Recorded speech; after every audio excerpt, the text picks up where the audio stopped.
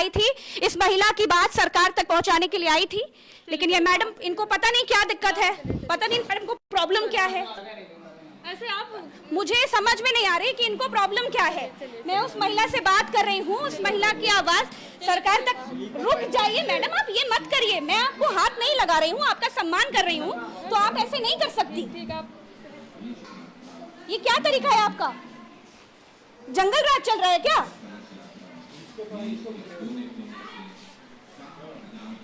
आप योगी आदित्यनाथ से मिलने के लिए आई थी, मुख्यमंत्री योगी आदित्यनाथ से? जी मैम। तो आप उनसे मिल नहीं पाई? मिल नहीं पाए।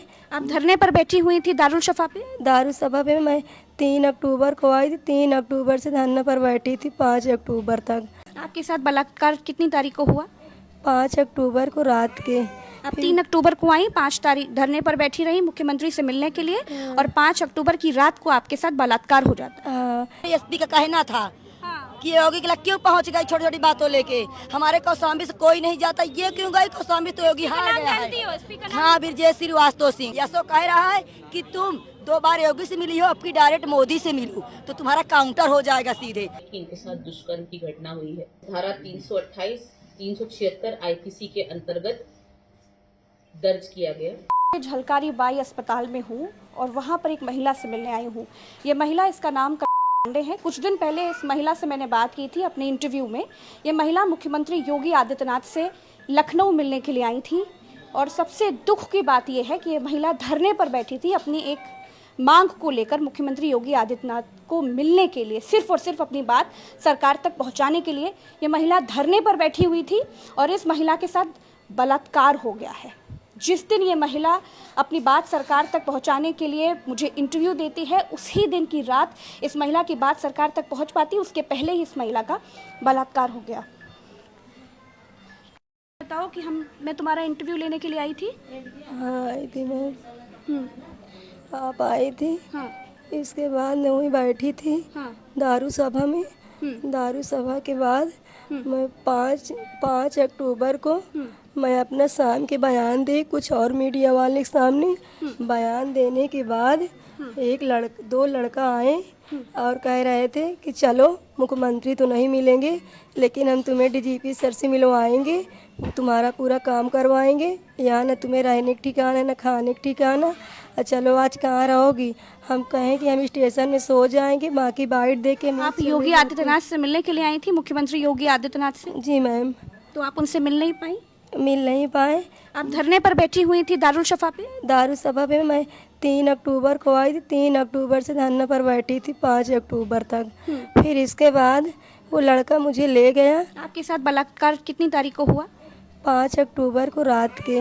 आप 3 अक्टूबर को आई, 5 तारीख धरने पर बैठी रही मुख्यमंत्री से मिलने के लिए, और 5 अक्टूबर की रात को आपके साथ बलात्कार हो जाता है। हाँ, इसके बाद फिर मुझे ले गया, नशे की दवा का, मेरे बुखार था, कह रहा था तुम्हारी बुखार है, और फिर मुझे दवा खिलाया, कह रहा ये खा लो तुम ठीक हो जाओगी।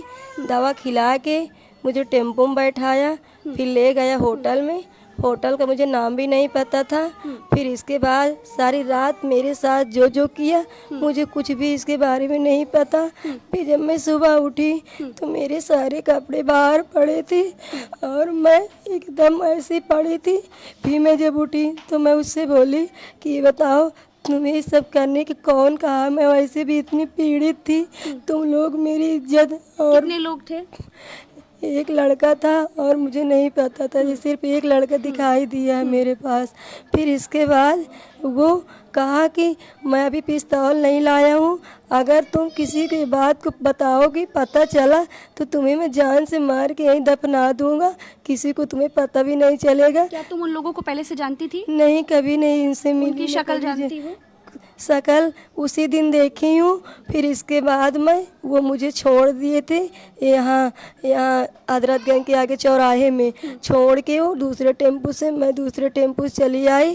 फिर मैं दारू सभा में से फिर मैं जा रही थी डीजीपी सर के यहाँ, रास्ते में मैं बेहोश हो गई, पड़ी थी, मुझको कुछ भी नहीं पता था। फिर यहाँ मुझे कोई लेके छोड़ दिया है। मैं हजरतगंज के थाना को, यहाँ पर अस्पताल कौन लेकर के आया था? मुझे नहीं पता, मुझे होश नहीं था। मैं नहीं समझ पाई कौन लेके आया था। जब यहाँ आई तो मुझे पता चला कि एक लेडीज पुलिस मेरे साथ थी। बस मैं भी मीडिया वाले से प्रार्थना करती थी बार बार कि वहाँ भी कुछ लोग मुझे कहें कि इसकी बात न उछाला जाए मीडिया वाले से, इसकी बात बाबा तक न पहुँचाया जाए। बाबा ने इसको पैसा दिया, संग्रीम में किया है। देखिए, एक महिला जो कौशाम्बी से लखनऊ आती है, हजरतगंज जैसे पॉश इलाके में, जो कि विधानसभा के कुछ की दूरी पर है, वहां पर यह महिला धरना देती है सिर्फ इसलिए क्योंकि उसको उत्तर प्रदेश के मुख्यमंत्री योगी आदित्यनाथ से दरख्वास्त करनी थी, अपनी बात बतानी थी। और धरना दे रही महिला के साथ रात में बलात्कार हो जाता है। जनता दरबार में मुख्यमंत्री योगी आदित्यनाथ से इसके पहले इसी जमीनी विवाद को लेकर के मिल चुकी थी, जो तुमने मुझे इंटरव्यू में बताया। जनवरी में मिली थी, 3 फरवरी को जनवरी में गई थी, 3 फरवरी को मिली थी। वहाँ मीडिया वायरल हुआ था। बाबा जी कहे थे कि आश्वासन दिए कि घबराओ मत, चिंता करने की कोई बात नहीं, तुम्हें पूरा न्याय मिलेगा। प्रशासन को मेरे सामने भी कहा। बाबा जी बोले कि इस महिला को 3 लाख रुपए एक विसुआ पट्टी की जमीन दे दिया जाए। अगर ये दोबारा महिला आई तो अगर मुख्यमंत्री योगी आदित्यनाथ ने तुम्हें मदद का आश्वासन दिया तो फिर 8-9 महीने से तुम भटक क्यों रही थी? फिर मुझे कम्बल दिए, लड्डू दिए और किराया दिए। मेरे किराया तक पैसा नहीं था। मुझे बाबा जी अपनी लड़की माँ ने जैसा मुझे आश्वासन दिए, मुझे पूरा भरोसा था। वहाँ से मैं आई, महिला वाली पुलिस ने मुझे खूब तरह से मारी। 2 दिन लाकर मैं बंद। क्या बात कहकर मारा? बोली बुलाओ योगी को, कितना मदद करेगा योगी। अब यहाँ नाम बताइए पुलिस वाले का। यशो गायत्री सिंह और रत्ना पाल, विद्या यादव और को नहीं जानती, अज्ञात। इस महिला के साथ जो कुछ हुआ है ये सारे पुलिस वाले जिम्मेदार हैं, ये सारे पुलिस वाले जिम्मेदार हैं। और मैं जिस दिन धरना धरी थी ये बात भी मैं बोली हूँ कि यहाँ आने के बाद मुझे कोई मेरे साथ घटना होती है, आप ही से मैं बोली थी, आप भी बोली थी कि अगर इसके साथ कुछ होता तो इसकी जिम्मेदारी प्रशासन की होगी। आज जो मेरे साथ हुआ मेरी जिम्मेदारी सारी प्रशासन के कारण हो रहा है। एसपी डीएम यशो से मैं कहती हूँ, अगर आज मेरी जान भी चली, जो बलात्कार हुआ है एसपी डीएम यशो के कारण आज मेरी ज़िंदगी खराब हो रही है। मैं दर इंसाफ नहीं पा रही हूँ। मैं पूरी तरह से एक ब्राह्मण होकर बर्बाद हो गई हूँ। जैसे यशो सर मुझे कहे थे कि तुम्हें बर्बाद कर देंगे, आज मुझे संतोष सर मैं पूरी तरह से बर्बाद हो चुकी। मैं अपनी शक्ल दिखाने लायक नहीं बची। मैं क्या उम्मीद लेके अपने घर जाऊंगी? अपने आदमी से मैं कैसे बात करूंगी? भटक रही हूँ। मुख्यमंत्री योगी आदित्यनाथ जी से क्या मांग करूंगी? मैं यही मांग करूंगी कि मुझे न्याय मिले। बस अगर मेरे पिता हो तो मुझे न्याय दे। मेरे बच्चे भटक रहे हैं आज मुझसे दूर है। मेरे छोटे छोटे बच्चे, मेरे 1.5 साल की लड़की है, 3 साल का लड़का है। मुझे ये हिम्मत रखना पड़ेगा, हिम्मत रखना पड़ेगा। अब ये लड़ाई बहुत लंबी है, मैं तुम्हारे साथ हूँ, हिम्मत रखना पड़ेगा। अगर कमजोर हो जाओगी तो फिर न्याय कैसे मिलेगा? हिम्मत रखोगी ना? मुझे शंका है कि कौशाम्बी वाले मेरा पीछा करवाए हैं। तुम्हारा मेडिकल हुआ? मेरा मेडिकल हुआ, मेडिकल मेरे सब सही आया है। उसका ब्लड, मेरा ब्लड भी मिल गया है। वो कबूल किया है कि मैंने किया हूँ इसके साथ। वो लोगों की गिरफ्तारी हो गई? हाँ, गिरफ्तारी हो गई है। मेरे 4 पुलिस वाली यहाँ लेडीज मेरी ख्याल कर रही हैं। देखिए, एक महिला जो कौशाम्बी से लखनऊ उत्तर प्रदेश के मुख्यमंत्री योगी आदित्यनाथ से मिलने के लिए आती है, अपनी मांग सरकार तक पहुंचाने के लिए आती है, सिर्फ इसलिए ताकि एक बार मुख्यमंत्री योगी आदित्यनाथ से मिलकर वो ये बता दे कि आपने जो आश्वासन दिया अभी तक कुछ नहीं हुआ। 9 महीने से ये महिला दर बदर भटक रही है, कुछ भी नहीं हुआ। सिर्फ अपनी बात सरकार तक पहुंचाने के लिए ये महिला धरना दे रही थी। दारुल शफा के दरवाजे पर ये महिला बैठी रहती थी। इस महिला से मैं पहले मिल चुकी हूँ। इस महिला की बात सरकार तक पहुंचा पाती, उसके पहले इस महिला के साथ बलात्कार हो गया। अपने आदमी को जवाब दूंगी। कुछ बर्बाद नहीं हुआ है, कुछ बर्बाद नहीं हुआ है। ऐसे लोगों के सामने बात करूंगी उठ के। तुम्हारी कोई गलती नहीं है, तुम्हारी कोई गलती नहीं है। तुम्हारे साथ सब है, मैं तुम्हारे साथ खड़ी हूँ। तुम रो मत, ये आंसू बर्बाद मत करो। ये आंसू तो सजा दिलाएंगे ना उनको। तुम्हें ताकत दिखानी पड़ेगी, हिम्मत दिखानी पड़ेगी, वरना तुम कैसे लड़ पाओगी बताओ? कुछ खा लो, कुछ खा लो, पानी पी लो, थोड़ा सा पानी पी लो, मेरे कहने से पी लो। पी लोगी? मेरे कहने से पी लो। थोड़ा सा पानी पी लो।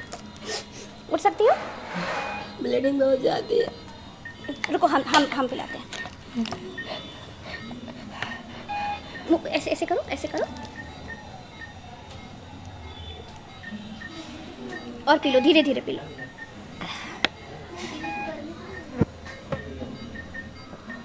देखो, हिम्मत रखना पड़ेगा, हिम्मत रखना पड़ेगा, ठीक? ये लड़ाई बहुत बड़ी है, हिम्मत रखना पड़ेगा तुम्हें। तुमसे मिलने के लिए कोई आया नहीं अभी तक?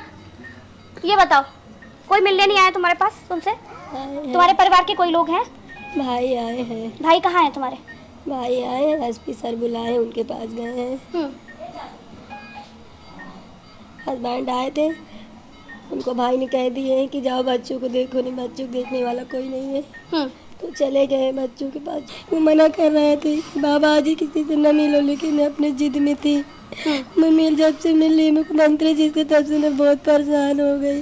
वो मुझे पूरा न्याय दिए हैं, अपनी बात कहे, पैसा दिए, मेरी पूरी मदद की है। जैसे विश्वास लेके गए थे वैसे किए हैं, लेकिन प्रशासन लेके मुझे बर्बाद कर दिया। कौशाम्बी कुछ भी नहीं छोड़ा। जैसे उन्होंने कहा था कि तुमको बर्बाद कर दूंगा, वैसे करके दिखा दिए। तुमने खाना नहीं खाया, तुम कमजोर रही ना, अब तुम्हें खाना पड़ेगा। अपने बच्चों के लिए लड़ना है ना, अपने पति के लिए लड़ना है, खुद के लिए लड़ना है ना। वादा करो कि अब खाना नहीं छोड़ोगी, वादा करो।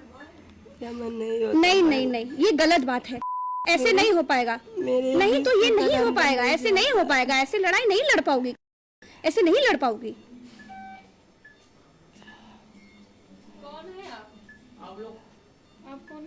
मैं पत्रकार हूँ प्रज्ञा मिश्रा।